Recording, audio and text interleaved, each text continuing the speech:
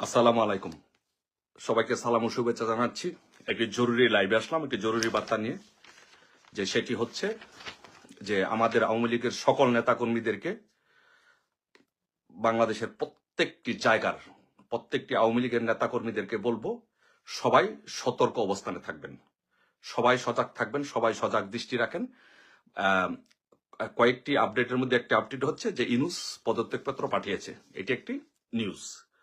ইনুস পদত্যাগপত্র পাঠিয়েছে, যমুনা টিভির এক সাংবাদিককে সাক্ষাৎকার দিয়ে তার কাছে এটি পাঠিয়েছে।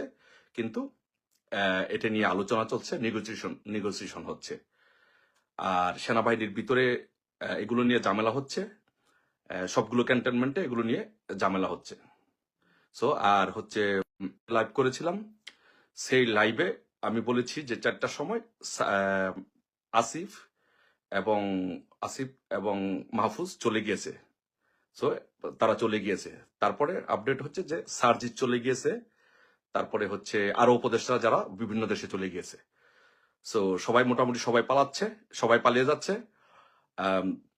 এখন সম্ভবত আজকে রাত্রে সেনাবাহিনী ক্ষমতা গ্রহণ করতে পারে, সম্ভাবনা। It is highly likely that the সেনাবাহিনী will take over the power.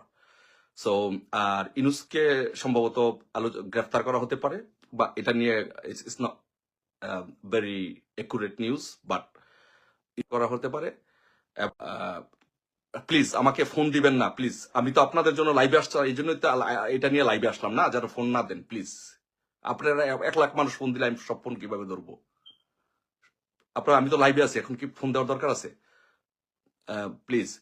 So উপদেষ্টারা মোটামুটি সবাই যার যার মতো করে, উপদেষ্টা এবং সমন্বয়করা মোটামুটি সবার মতো করে পালিয়ে যাচ্ছে।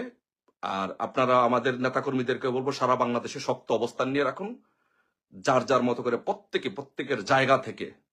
আমাদের দলীয় প্রধান যদি নির্দেশনা দেয়, আপনারা সেই নির্দেশনা পালন করবো। বাট দল থেকে, আওয়ামী লীগ থেকে, দল থেকে দলীয় নির্দেশনা আসবে এরকম ধরনের কোনো কিছু হলে।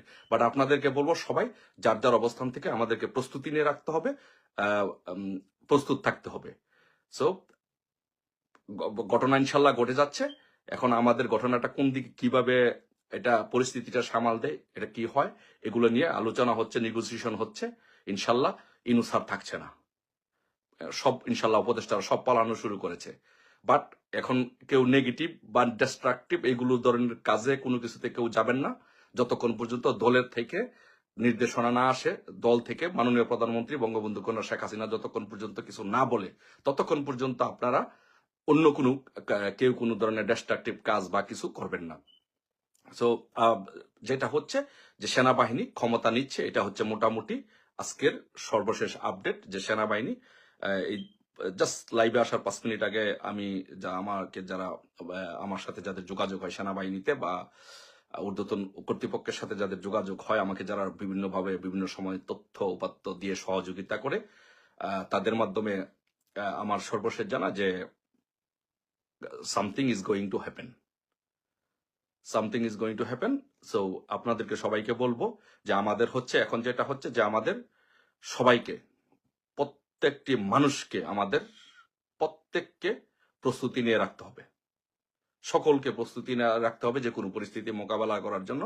বাট আমি সবাইকে বলবো, আমি মনে করি যে আমাদের নেত্রী যে নির্দেশনা দেয়, আপনারা সেই আমার এই নির্দেশনা বা আমার কোনো কথা আপনারা ফলো করবেন না, বা কারো কথা ফলো করবেন না। আমাদের নেত্রী যে নির্দেশনা দেবে বা যে দল যে নির্দেশনা দেবে, সেই নির্দেশনা ফলো করবেন। ইনশাল্লাহ বিজয় আমাদের সুনিশ্চিত।